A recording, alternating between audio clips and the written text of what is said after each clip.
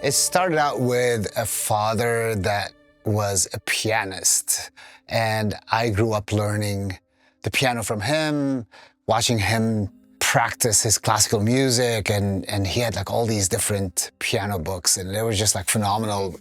I was able to start learning how to play the Beatles when I was very young, and he had like these song books that started to inspire me from a very early age. It was pretty fascinating because he had a record collection early on, and it was like some jazz and classical, and my brother and I would sit down and just scour through the entire thing, and I got like my foundation just listening to those records that my dad had.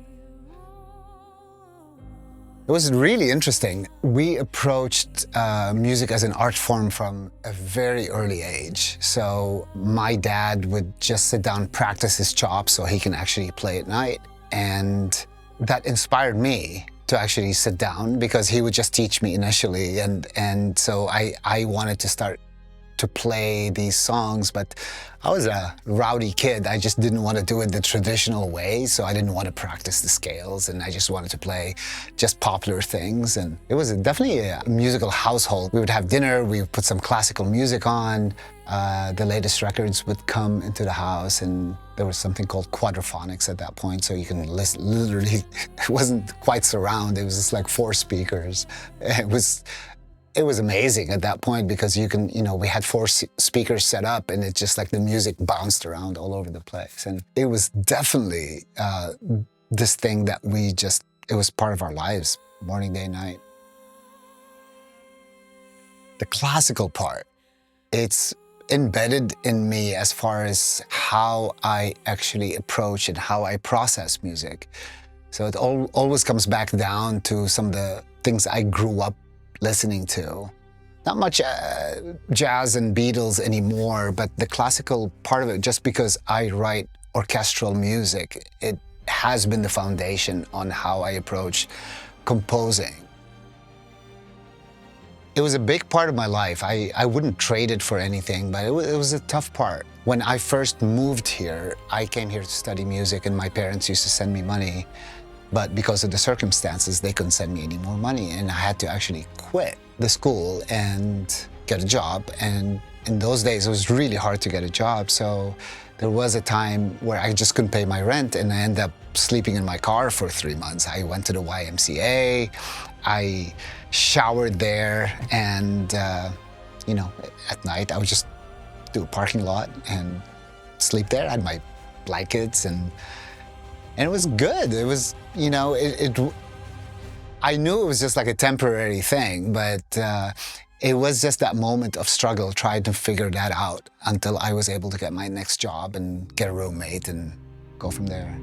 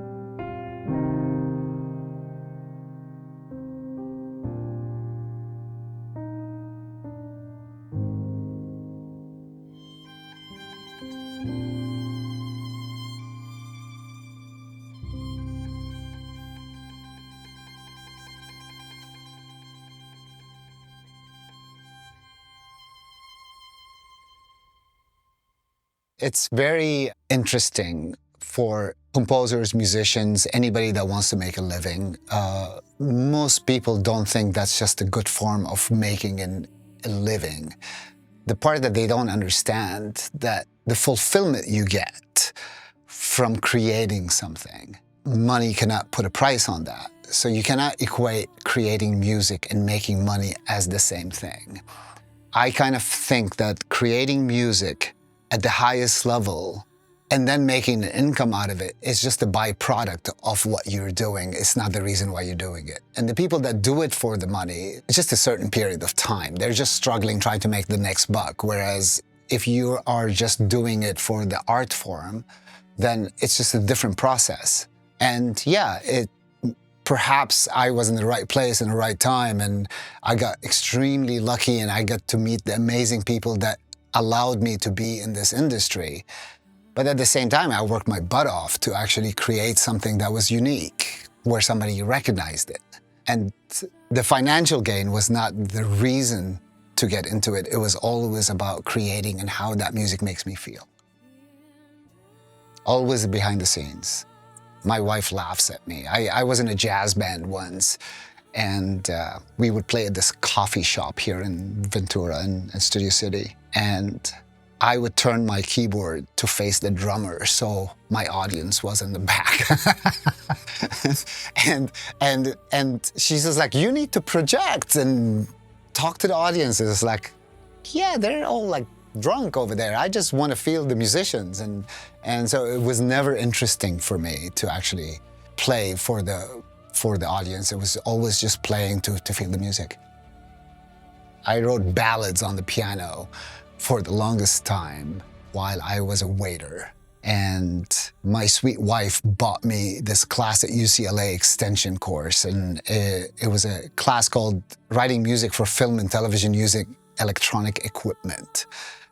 And it was a gift. And I just fell in love with it. And it just happened that the teacher was in the trailer industry, and I started working with him after the class. But it was this like instant love affair of like how I can create something that evokes the emotion of the picture, which is something that I wasn't doing before that. And that was the start of it. The first thing was a trailer. It was with Jean-Claude Van Damme's Universal Soldier. And that's how far back we go. It was like, we did Erin Brockovich, and I did like Rush Hour 2, and I was just like doing all those trailer pieces, and I started getting my chops up. And during that time, I started working on some cartoons, doing Spider-Man Unlimited, and that started giving me some chops. During that time, I started doing a bunch of reality TV shows, which was really interesting. I was involved in Hell's Kitchen initially, the first few seasons, Paradise Hotel, and then the big one was Samurai Jack. It was like this amazing cartoon on Cartoon Network that I did with my buddy Jim Venable, and it was probably the most exciting thing that during that time, what just gave me 52 episodes in 2 years. And when you work on so much music, you actually build that muscle of knowing what to do when a different style comes. And every week was something different, and it was absolutely phenomenal.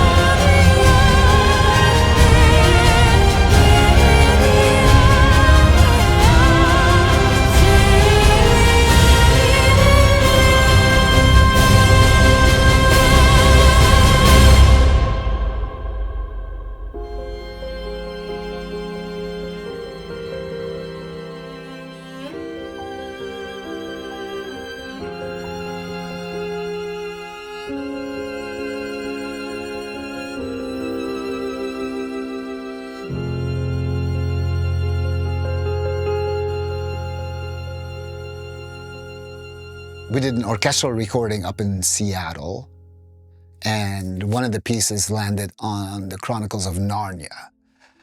And it was like this exclusive license, and it was like the whole back end of that trailer. And once I saw that, it was just like, this is it. This is where I want to focus my energy on, because it was just that passion of what that music and the picture, how it married the feeling. They just blended in such a way that at the biggest scale of what somebody can do without being constricted by like, hey, you know what, you're doing too much, and this is, underscore music. Whereas with trailer music, you were literally making people get excited about coming to the movies. So they're seeing this grand scale orchestral piece with this unbelievable footage that comes from Chronicles of Narnia, and that was the shift for me. It wasn't my first trailer, but that was the one that actually brought me back to just doing trailers full time. I wasn't opposed to it. My passion was not that. My passion was really doing a short form piece of music that's within the 2.5 minutes or 3 minutes. You are telling a whole story of telling someone just like, hey, this is the movie you have to come and see. And being able to tell that story at that scale was just more exciting for me just than doing underscore. If somebody came to me to score a movie, it would be if they came for what I do rather than just me wanting to be in that industry. It's a creative freedom that I was looking for with the trailer industry.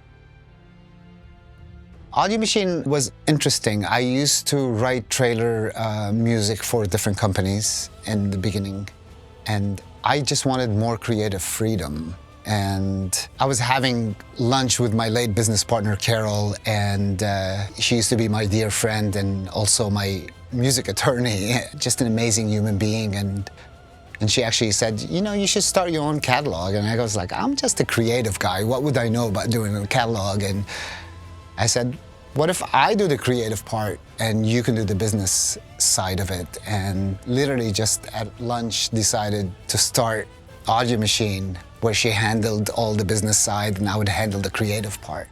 And this way I can have creative freedom, bring my friends in that I knew were amazing composers that didn't have an outlet, and be able to take newer chances and not do what everybody else was doing. It was kind of an interesting start. It was like a perfect time to be able to do that as well. Almost every composer I know goes through this, even though they will never admit it. The beginning of a project is always, I don't know how I did the last one. I'm not good anymore. Maybe I've had my moment and now I'm just gonna try again. And you start this process every single time, and all of a sudden something starts clicking, and then you just put it together. And it just becomes this piece that you're molding, and you want it to be better than what you did before, so you put more energy into it. The truth of the matter is, yeah, we've grown quite a bit, but the struggles of starting something, because we ask so much from ourselves as composers, as creatives, every single time, that it doesn't get easier. It's the same process, but we have more outlets at this point, and we have more knowledge and more experience. So when I listen to something now, I can probably select all delete faster than any new coming composer, because I just know when something's gonna work and it doesn't work. That's the only experience that really helps me to move forward, rather than work on something that's just like I'm struggling with and I know it's not gonna work, and just beat it down until it's something that I have to delete 5 days later.